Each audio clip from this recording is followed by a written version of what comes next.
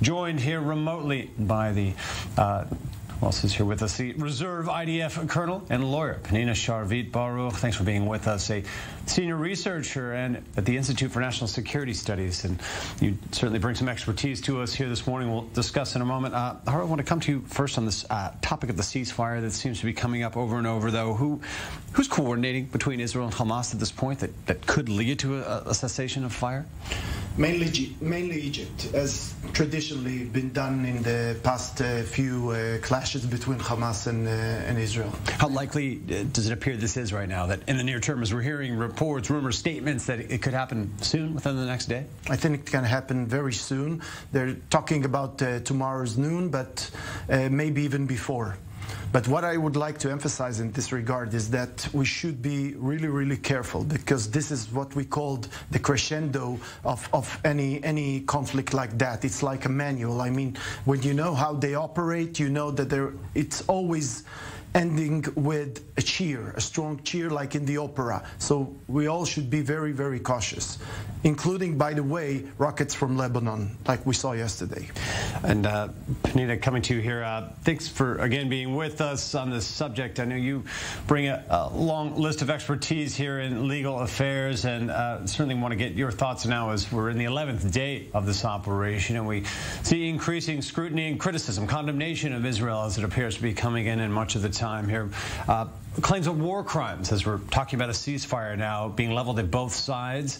How serious are those accusations, and are they fitting?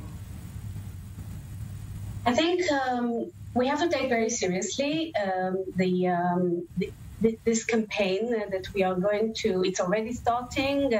It's a combination of a political campaign and a legal campaign that will try to erode Israel's legitimacy, including using also the international criminal law by trying to pursue allegations of war crimes. And this is an important campaign that Israel has to fight, as well as it fights its military campaign, because I think we have good counter-arguments, but they are difficult to make. It is very difficult to counter the pictures, the images coming out from Gaza, when you see destruction, when you see bodies of children or children running between the bodies of their parents, and these are pictures that are being coming out from Gaza.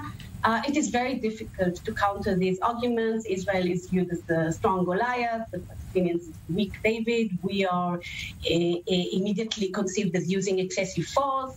And we have to really, I think, explain the Israel's narrative, explain... Is that being done? Do you think that's being done adequately? And talk about the images, the power of this image. And there's been a lot of attention on the international media role, obviously, after the building hit there in Gaza City.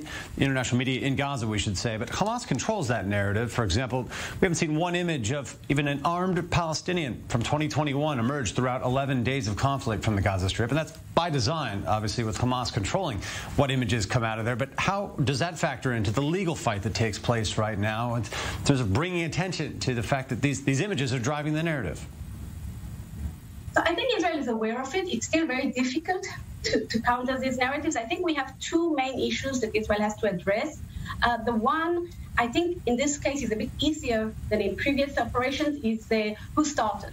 Okay, whose fault it is in the first place that we are in this cycle of violence. And I think this time it is clearer or more easy to explain that this was a Hamas, because the Hamas started. There was nothing. Israel didn't start because of some operation that Israel carried out in the Gaza Strip, or because of Palestinians being killed, even in other parts.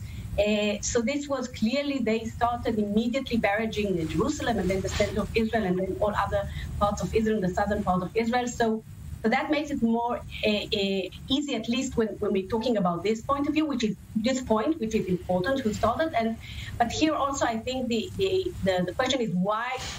Okay, once they started, was there any alternative except using force in Gaza? And I think here Israel has to claim, no, there is no alternative. This is not someone you could talk to. They are not trying to just alleviate the conditions in Gaza or protect the human rights of Palestinians. This is a movement that is opposed to the existence of Israel. and that strengthening the Hamas is against anyone seeking peace, because they are the ones that will not agree to any kind of a peaceful resolution of the conflict. So I think we have support, quiet support of many in the Arab world, in the Palestinian street also, that would like us to weaken Hamas, and of course would not like us to strengthen Hamas. So that's one reason why are we in this cycle of violence. And then the second one is, could we use less force? I mean, why cause so much destruction in Gaza? And here I think what needs to be explained. I think I should pause you, Penina. We are coming up on a break, but that aspect of disproportionate force, those claims, we'll definitely discuss that coming back. And Harel, stay with us as well. We'll be back with you after this break. Short 2 minutes. Much more to come from I-24 News.